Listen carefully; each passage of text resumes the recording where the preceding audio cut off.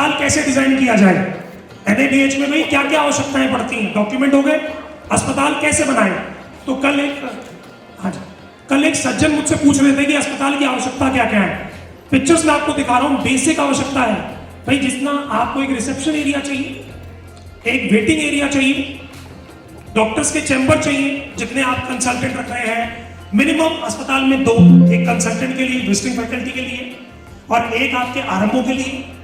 Then आपको dedicatedly pharmacy रखनी है जिसके अंदर भी क्वालिटी चाहिए कि भैया ऐसा नहीं कि डब्बे खुले पड़े हैं, चूर्ण ऐसे ही पड़े हुए हैं जैसे अपने कॉलेज में करते थे, इधर का इधर निकाल दिया।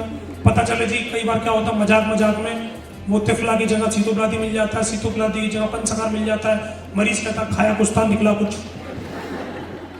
So this is what has happened in many of the pharmacy। हमने किया ऐसा, हमसे गलती हो जाती थी, अपने को पता नहीं था, स्टिकर उड़ गया उधर, हमारे टीचर साहब चला रहे हैं, अभी दवाई नहीं आई, सब लेके आ रहा हूँ तुरंत, जो मिला वो निकाल के लिया है।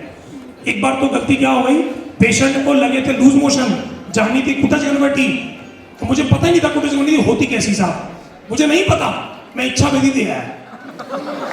और उसके बाद जो मेरे प्रिंसिपल ने मेरी क्लास लगाई, वो क्लास लगाई, उसके बाद से मुझे पता लगा इच्छा विधि छोटे साइज की होती है, कुटज गणवटी बड़े साइज की होती है। मुझे नहीं पता था, मुझे उसी दिन पता लगा डांट खाने के बाद जी। नाउ हॉस्पिटल जब भी आप स्टार्ट करते हैं, इसकी रिक्वायरमेंट क्या है, आपको रिसेप्शन, देन आपके कुछ साइनेजेस होते हैं, आपका scope, non scope, next slide, then आपका patient rights and responsibility, then grievance redressal mechanism, then आपका थेरेपी रूम। थेरेपी रूम का पहले बहुत से लोग पूछते थे साइज का होता है, सर एनएबीएच ने इंची टेप बंद कर दिया है। एनएबीएच सेज दैट इतना हो कि वनरेबल पेशेंट आराम से चढ़ सके, उतर सके, आप दोनों तरफ से, यानी एक टेबल के पास में 1 फुट 1 फुट 1 फुट 1 फुट इतनी जगह हो कि बहुत बड़ा नहीं चाहिए, बहुत लैविश नहीं चाहिए, बट इतना स्पेशियस हो कि पेशेंट को 2 अटेंडेंट पकड़ सके, इतनी रिक्वायरमेंट है। देन बेड्स, हॉस्पिटल बेड्स की अगर मैं बात करूं तो हॉस्पिटल बेड्स की अगर हम चर्चा करते हैं तो हॉस्पिटल बेड बहुत से लोगों के दिमाग में ये है, बट मैं आपको इंफॉर्मेशन दे रहा हूं कि ऐसा आयुष में कहीं नहीं है कि आपको ऐसे ही बेड रिक्वायर्ड है।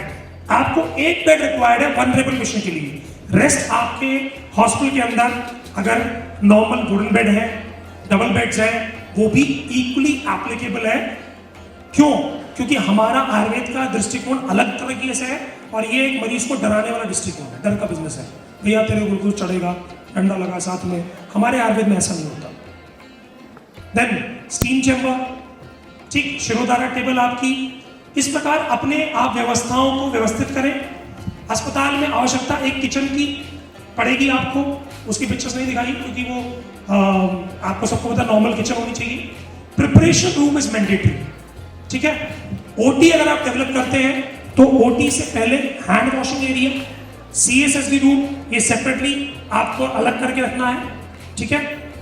देन एनेस्थेटिस्ट आपको कान पे लेना पड़ेगा, वो एक मजबूरी है।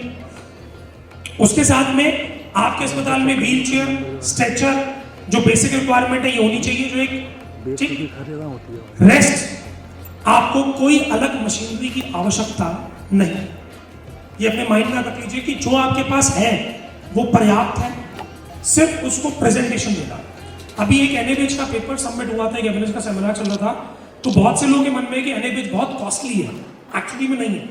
उस इंसान ने बेयर मिनिमम पेपर्स में एनएबीएच कराया, बेयर मिनिमम खर्चे थे, उसने सारी चीजें प्रॉपर तरीके से स्टैंडर्डाइज करी and he is ready for each and every answer to be asked by the NABH. NABH बिल्कुल आपसे नहीं कहता कि हमारे को इतना सब कुछ चाहिए, they say that what are you doing, जो कुछ आप कर रहे हो केवल उसी काम को हमें समझाओ, काइंडली एक्सप्लेन।